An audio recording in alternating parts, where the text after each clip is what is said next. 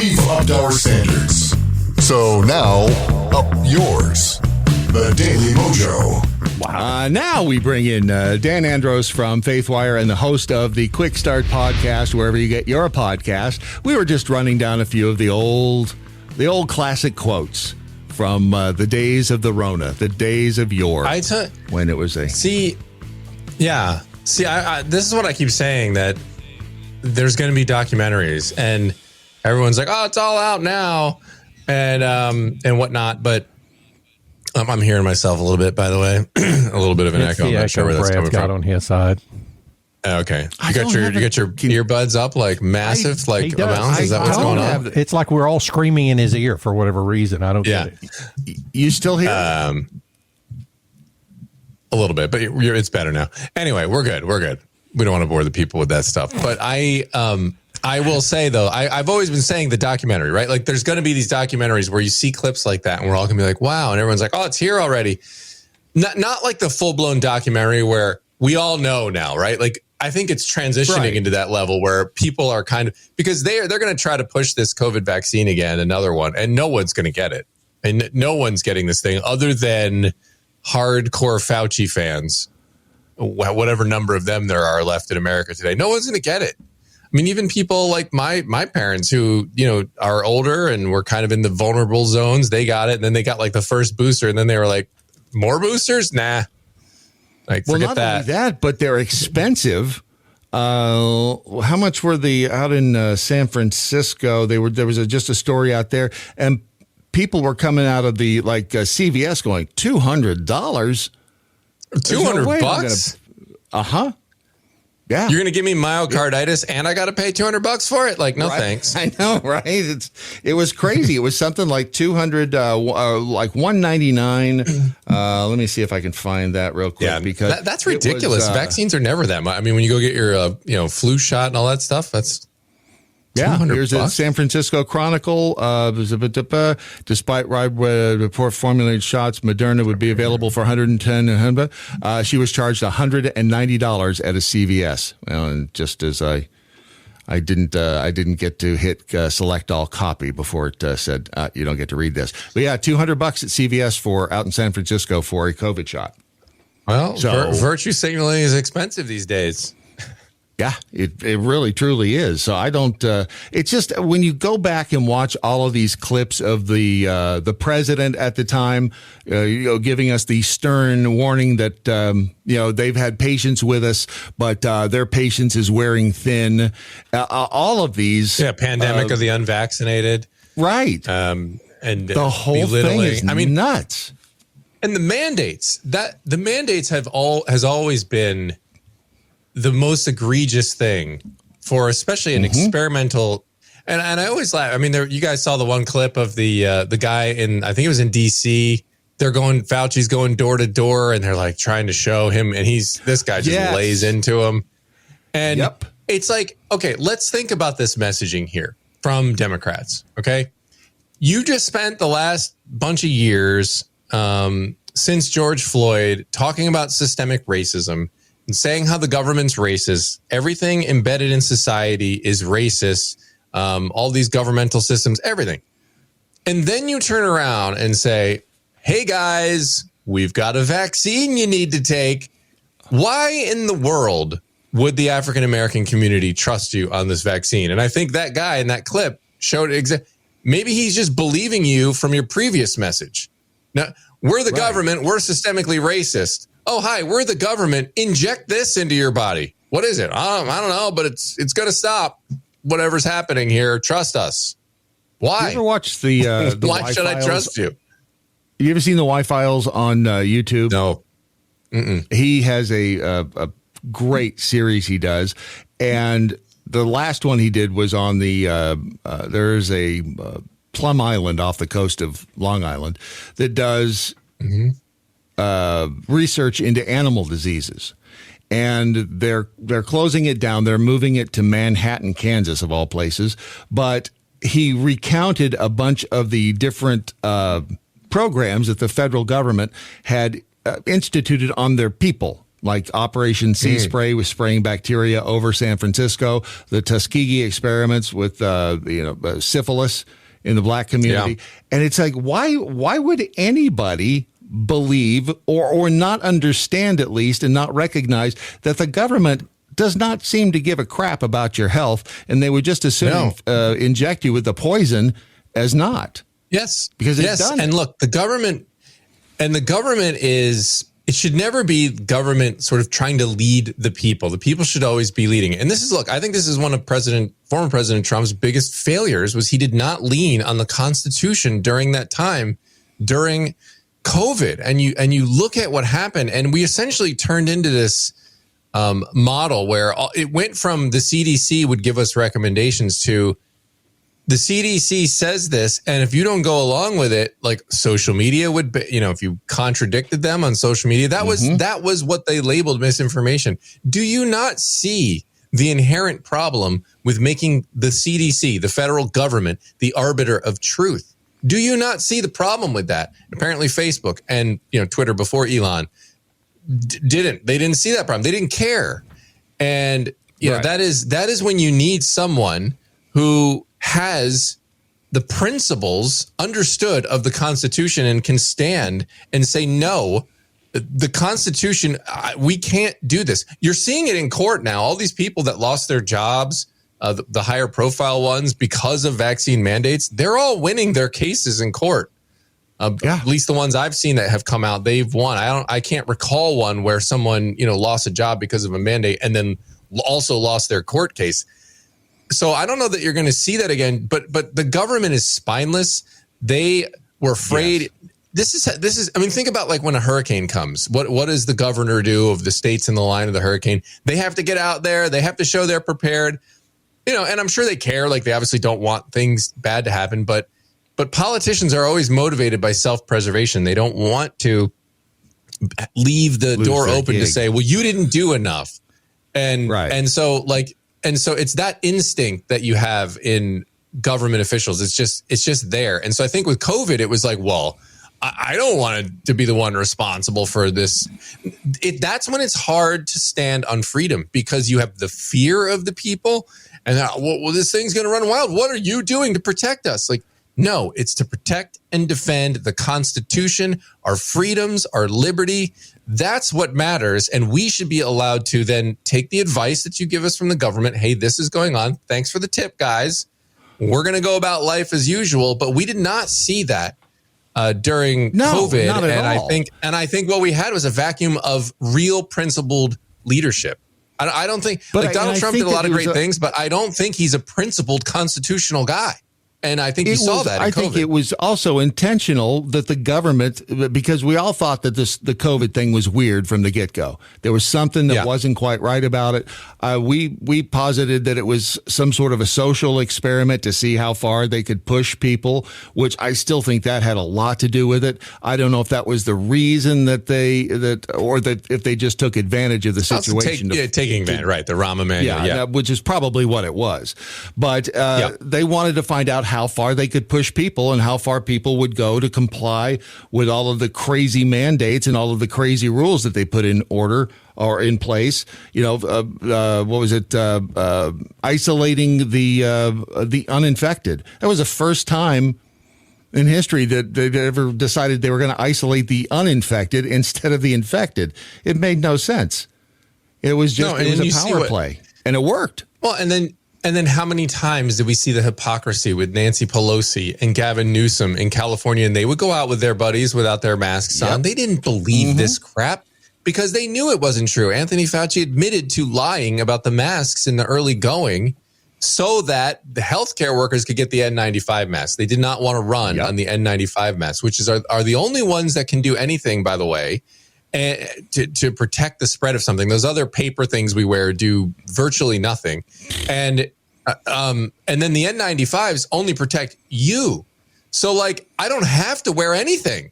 Like if you want to protect yourself, go get an N95 mask if you don't want to get germs and put it on. Yep. And let's just live life. Like we could have done that. We could have manufactured N95 masks and anyone who wanted one could have got one. And we could have just went on with our lives and not closed down anything. But we panicked they and all the, who will follow. They now have a list basically of people who will follow whatever mandate they put in place, who will tattle on their neighbors, who will go along with whatever procedures. And it's unprecedented in the history of this country anyway. Yep, and it's like you get in any one of these situations, it's not a neat buttoned up thing, right? Like you get people who really do care, and then they just out of fear and ignorance, take the mistaken path, right? And then, we just got to do something. But then there are the activists who really do want to try to manipulate societies. And you're absolutely going to see this with climate change. Like they are going to try and do something. And if you don't stand, and I honestly don't know how anyone buys into this stuff, like that they can be so settled on this man-made climate change. It is. Have you seen the clip of I think he's an Australian guy or a New Zealand guy or something like this, older gentleman on a presenter on television, and he's confronting one of these climate activists. And he's like, do you know how much CO2 is the makeup of our atmosphere?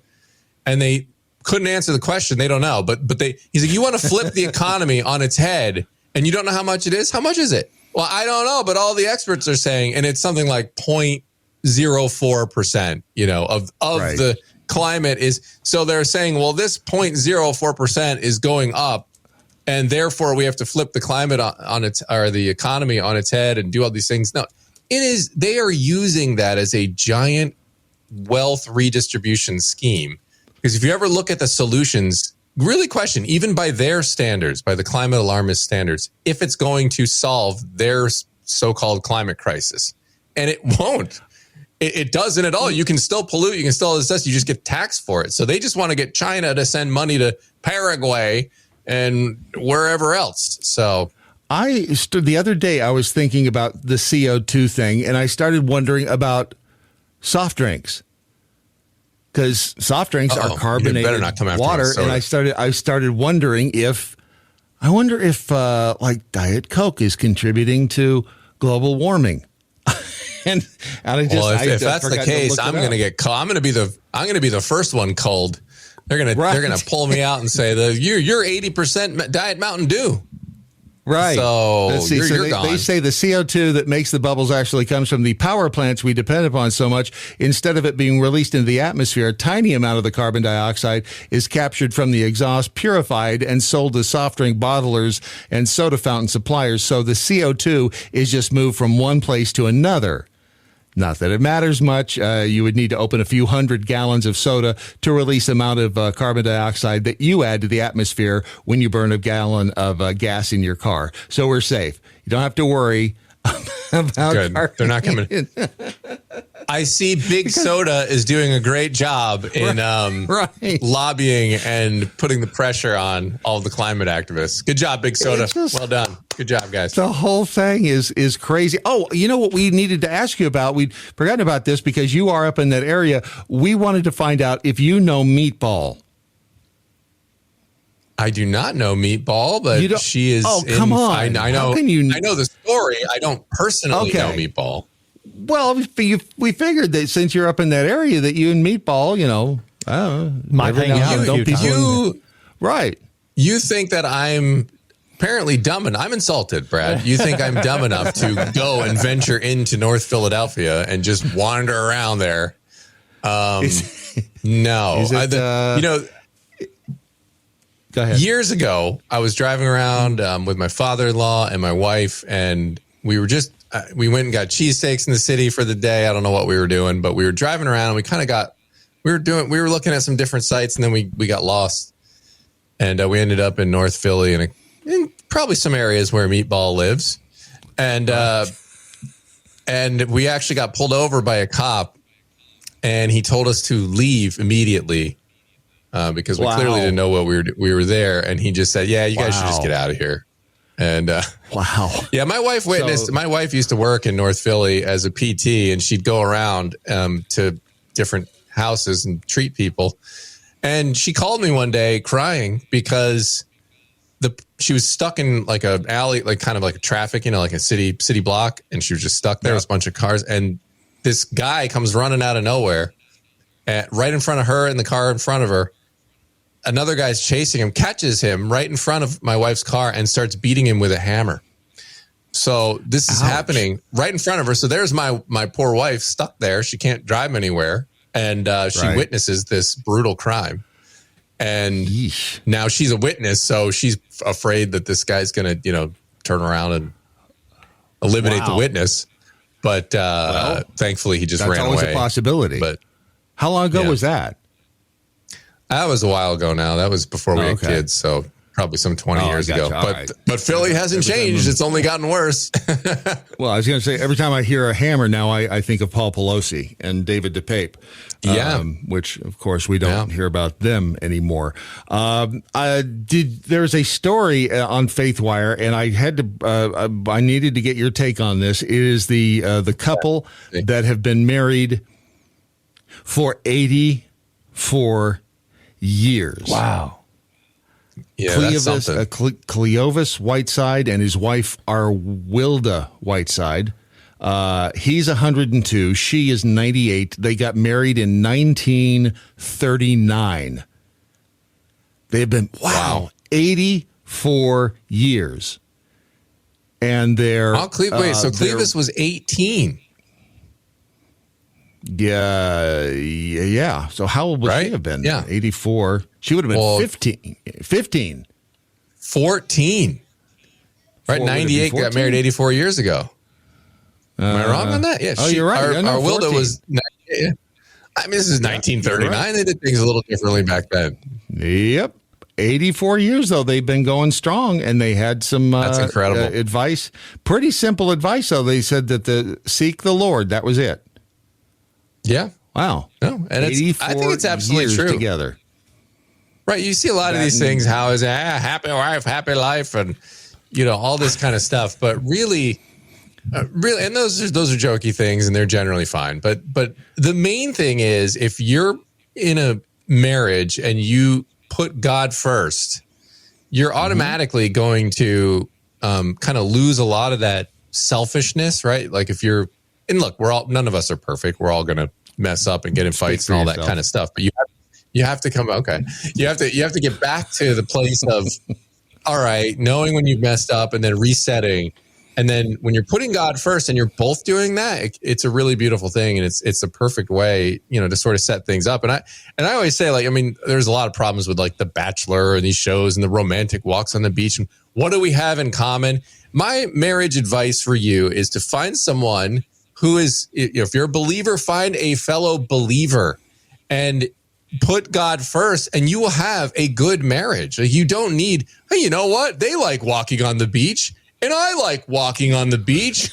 Guess what? You're hardly ever going to be walking on the beach. So, The Bachelor, I always love The Bachelor. Like they go on these, dates, and they're these super, like they fly in a helicopter to some island, and they're getting spoon-fed these meals, and they're like, he's so romantic.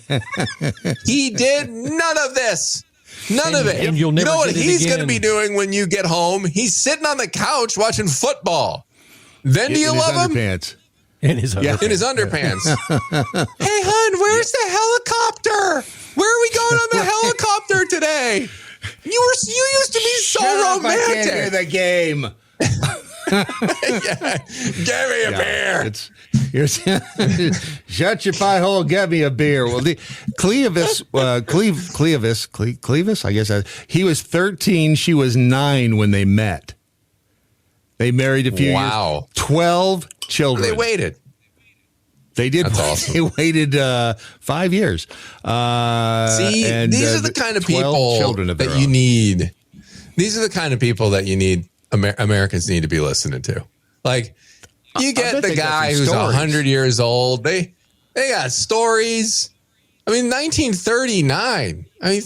Right. My goodness. What's going on in 1939? We're Hitler's starting to invade Poland. This is there's one thing I can bet you though that is happening right now with those two. Yeah. That he says yes, dear, a lot. And that they sleep in twin beds. I guess it's possible. There's a picture of the two. Well, maybe at this point, I think you reach a point where, I mean, I remember my grandfather, he had his spot on the couch, and anytime you went over there, you know, he was there. You could count on him being there, you know, and it was just like, hey, Grandpa, and he'd be like, huh? Yeah, hey, how you doing? You know, good to see you.